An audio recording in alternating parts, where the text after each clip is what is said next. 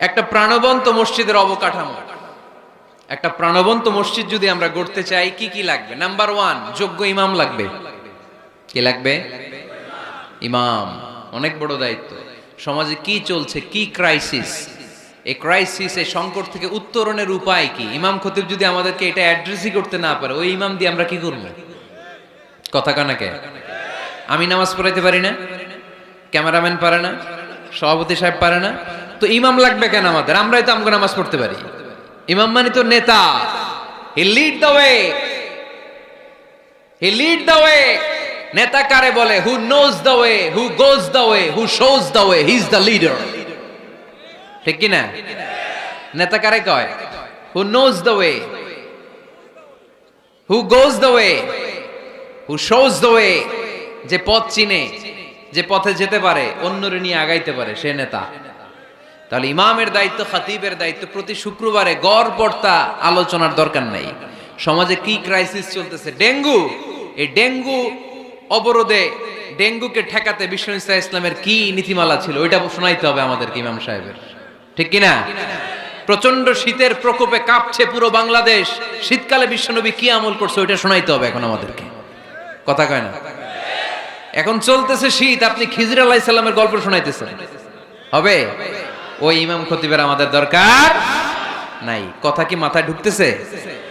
Current ওয়ার্ল্ডে কি চলে, কারেন্ট অ্যাফেয়ার্স কি চলে, ওইটার আলোকে ইসলামের সমাধান কি, ইমাম যদি ওইটা শোনাইতে পারে, হি ইজ আওয়ার ইমাম, হি ইজ আওয়ার খতিব। আওয়ার খতিব should be this qualified personality. এরকম লোক হইতে হবে। তাহলে একটা প্রাণবন্ত মসজিদের যে অবকাঠামো, আপনাদেরকে আজকে মাস্টার প্ল্যানটা দেই। নাম্বার 1, একজন যোগ্য ইমাম, যোগ্য খতিবের দরকার, যাদের বেতন হবে কমসে কম 1 লাখ টাকা। কত? হুজুর এইবার আর আমরা নাই, অহন আমি নাই, অহন আমনে থাকেন। দিবেন না? দিবেন না? ওইরকম ইমাম পাওয়া গেলে দেওয়া যাবে না? যাবে। মাশাআল্লাহ। শুনেন, জরুরি আলাপ, এটা জরুরি আলাপ আপনাদের সাথে। নাম্বার 2, প্রশস্ত এবং বড় এরিয়া নিয়ে মসজিদ করতে হবে, ছোট জায়গা নিয়ে না। একটা মসজিদ করতে হবে কমসে কম 50 বিঘা জায়গার উপর। কয় বিঘা? ওই যে ডরাই গেছে আমি। 50 বিঘা একটা জায়গা হইলো। এরকম জায়গা দেওয়ার মানুষ অনেক আছে। ওনারে এরকম সুন্দর মাস্টার প্ল্যান দিতে হইলে আজকের এটার পরে যে কত ফোন কল আমার কাছে আসবে যে হুজুর আমি 50 কোটি টাকা নিয়ে রেডি, আপনি এসে উদ্বোধন করে দিয়ে যাবেন মসজিদ। শুনবেন আপনারা কয়দিন পরে, আজকের এই আলোচনার পর ইনশাল্লাহ। পড়েন, অনেক বড় প্রশস্ত এরিয়া নিয়ে আপনার মসজিদ করতে হবে। ঢাকার মসজিদগুলো দেখছেন চিপা গলি, এটা যে মসজিদ বোঝাই যায় না। আরে মসজিদের শান শৌকত আর ইমেজ দেখে বিধর্মী ভাইয়েরা মুসলমান হওয়ার জন্য পাগল হয়ে যাবে, মসজিদে ঢুকার জন্য পাগল হয়ে যাবে। কি সুন্দর মসজিদ তোমাদের, কত চমৎকার, ফ্যান্টাস্টিক, মার্ভেলাস মসজিদ তোমাদের। দেখতে যাব আমরা, দেখতে যায়ও। মালয়েশিয়াতে 4টা বড় মসজিদ আছে, 2টা পুত্রাজায়াতে। একটার নাম স্টিল মস্ক, মিজান তুয়াঙ্কু জাইনুল আবেদিন মস্ক, বিশাল মসজিদ। আরেকটা আছে পুত্রা মস্ক, মাহাথির মোহাম্মদ ওখানে সালাত পড়ে, ডক্টর জাকির নায়েক সালাত পড়ে, আমি যাই মাঝে মাঝে মসজিদে। এরপর মসজিদ বিলায়া আছে একটা, বিলায়া পেরসেকতুয়ান ফেডারেল টেরিটরি মস্ক, আল্লাহু আকবার, তুরস্কের ব্লু মস্কের আদলে করা। আরেকটা আছে মালয়েশিয়ার জাতীয় মসজিদ নেগারা, মসজিদ নেগারা বলে এটাকে, জাতীয় মসজিদ। এত সুন্দর মসজিদ, বিশাল এরিয়া নিয়ে। মসজিদ কোনো ছোট জায়গায় হবে না, বিশাল এরিয়া নিয়ে। 5 জায়গানা নামাজের জন্য আলাদা ছোট্ট মসজিদ জায়গা হতে পারে, কিন্তু জামে মসজিদ হলে ওটা ছোট বানাইলে চলবে? এটা যদি আমাদের সামাজিক ঐক্যের কেন্দ্রবিন্দু হয়, এটা তো অনেক বড় গ্যাদারিং এর জায়গা থাকতে হবে, ঠিক কি না? বিশাল এরিয়া নিয়ে মসজিদ হইতে হবে। 2 নাম্বার, পর্যাপ্ত পার্কিং ব্যবস্থা থাকতে হবে মসজিদে। একমত না দ্বিমত? এইখানে যদি আপনি জগৎ বিখ্যাত আলেম রাখেন, খতিব রাখেন, যিনি প্রতি সপ্তাহে কি ঘটে বাংলাদেশে ওইটারে কোরআন হাদিসের আলোকে ব্যাখ্যা করে, তো ওনার কথা শোনার জন্য এরকম লাখ লাখ লোক জড়ো হবে না? এরা এদের প্রাইভেট কার নিয়ে আসবে, অনেক এলিট লোকেরা প্রাইভেট কার নিয়ে আসবে ওনার খুতবা শোনার জন্য। অনেকে নিজের হুন্ডা চালায় আসবে, সাইকেল নিয়ে আসবে, তো এগুলো রাখবে কোথায়? রাস্তায় জ্যাম বাজাবেন নাকি? না, বিশাল পার্কিং লট থাকবে। ওই পার্কিং লটে প্রত্যেকের পার্কিং এর ব্যবস্থা থাকবে। প্রয়োজনে এই পার্কিং এর মধ্য দিয়ে আইডিয়া জেনারেটিং একটা সিস্টেম আপনি করতে পারেন, যে গাড়ি পার্ক করলে 20 টাকা, হুন্ডা পার্ক করলে 10 টাকা। এক জায়গায় আমার মাহফিলে শুধু পার্কিং দিয়ে কামাইছে 7 লক্ষ টাকা। সুবহানাল্লাহ নাই? This is called idea. বর্তমান পৃথিবীতে আইডিয়ার বড় দাম। পার্কিং লট রাখতে হবে, বিশাল বড় পার্কিং লট। মসজিদ ছোট জায়গায় হবে না, অনেক বড় জায়গায় খোলামেলা ভেন্টিলেশন সিস্টেম থাকতে হবে।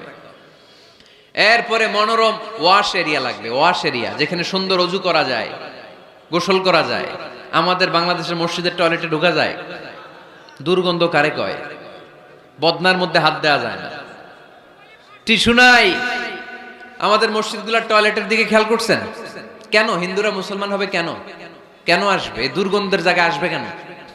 আমি তো যেতে পারি না বাংলাদেশের কোন মসজিদের টয়লেট, আমি ঢুকতে পারি না। তো বদনাটা ধরা যায় না, তেলাপোকা মাকড়সার বাসা, টিকটিকি কান্দের উপর এসে পড়ে, আছে না নাই? 6 মাসও পরিষ্কার করে না একবার।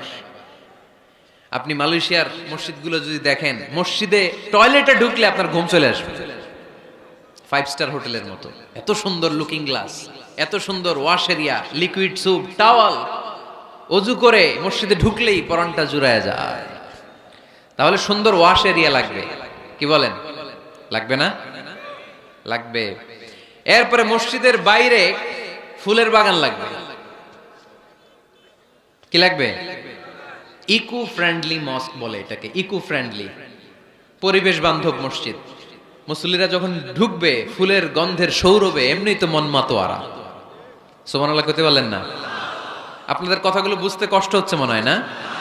বুঝতেছেন সবাই? ফুলের বাগান লাগবে মসজিদের চারদিকে, ফুলের বাগান, পাতাবাহার, ফুলের গাছ, সুগন্ধে মসজিদ থাকবে আমোদ। এরপরে মসজিদে বিশুদ্ধ পানি খাওয়ার ব্যবস্থা থাকতে হবে, ফর ফ্রি। ফিল্টার দিয়ে বিভিন্ন জায়গায় পানির ব্যবস্থা। আল্লাহর বান্দারা নামাজ পড়তে আসে, পানি খাওয়ার জায়গাটাও নাই। এরকম মসজিদও আছে না নাই? সুন্দর পানি খাওয়ার ব্যবস্থা রাখতে হবে আপনাদের ওই মসজিদে, যে মসজিদটাকে সামাজিক ঐক্যের কেন্দ্রবিন্দু আপনারা বানাতে চান। এই আপনারা উঠছেন কারা কারা? কি হয়েছে আপনাদের? হ্যাঁ, বসেন বসেন বসেন, একসাথে যাব আমরা। তাহলে ফুলের বাগান গেল না, এটাকে বলে ইকো ফ্রেন্ডলি মস্ক, পরিবেশ বান্ধব। বিশুদ্ধ খাবার পানি। এরপর লাগবে এয়ারকন লাগবে, সিসি ক্যামেরা লাগবে, ক্লোজ সার্কিট ক্যামেরা, কোনো সমস্যা হলে যাতে ফুটেজ আমরা বের করতে পারি, কি বলেন? উন্নত কার্পেট লাগবে, ডিজিটাল সাউন্ড সিস্টেম লাগবে। অনেক জায়গায় আল্লাহু আকবার, ওদিকে মুকাব্বির কয় আল্লাহু আকবার, মাইক নাই, মাইক নষ্ট। তো মাইক নষ্ট, আপনি কি করছেন? ঠিক করেন না কেন এগুলো? ডিজিটাল সাউন্ড সিস্টেমের কোনো বিকল্প নাই। এরপর জুতা রাখার নিরাপদ বাক্স লাগবে। কি কন? বড় লোকেরা মসজিদে যায় না জুতা চুরির ভয়ে। এর জুতার দাম 30,000 টাকা, মসজিদে যায় কি এটা হারাবে নাকি? কথা বলেন। ওখানে যদি জুতা রাখার সেলফ সিকিউরিটি বক্স থাকতো, উনি 10 টাকা দিয়ে হইলে ওখানে রাখতো, পরে টোকেন দিয়ে আবার নিজের দামে জুতা ফিরিয়ে নিত। কথা বলেন। প্রতিটা মসজিদে এরকম জুতা রাখার সুন্দর নিরাপদ বাক্সের দরকার আছে না নাই? তারপরে সূত্রা লাগবে, সূত্রা সুন্নত নামাজ পড়ার জন্য এই যে সূত্রা থাকে না, যাতে সামনে দিকে গেলেও সমস্যা নাই, এই সূত্রাগুলো লাগে। রেহাল লাগবে, টিস্যুর বক্স লাগবে, টাওয়াল লাগবে, আতরের বোতল লাগবে। মসজিদের বিভিন্ন জায়গায় আতরের বোতল থাকবে, পারফিউম মেখে মেখে নামাজে দাঁড়াবেন। আর রমাদানে এই মসজিদের ভিতরে একসাথে ইফতারি করার সুযোগ থাকতে হবে। কথা বলেন ঠিক কিনা? কি দরকার ঘরে ইফতারি করার? ইফতারিগুলো নিয়ে আপনি মসজিদে যান, মহিলারা মহিলাদের এরিয়াতে বসবে, ভাইরা ভাইদের এরিয়াতে। কি সুখ, আনন্দের হাসি হাসেন, একসাথে খান। সারাদিনের রোজার কষ্টটারে ভুলায় দিবে কে? আল্লাহ।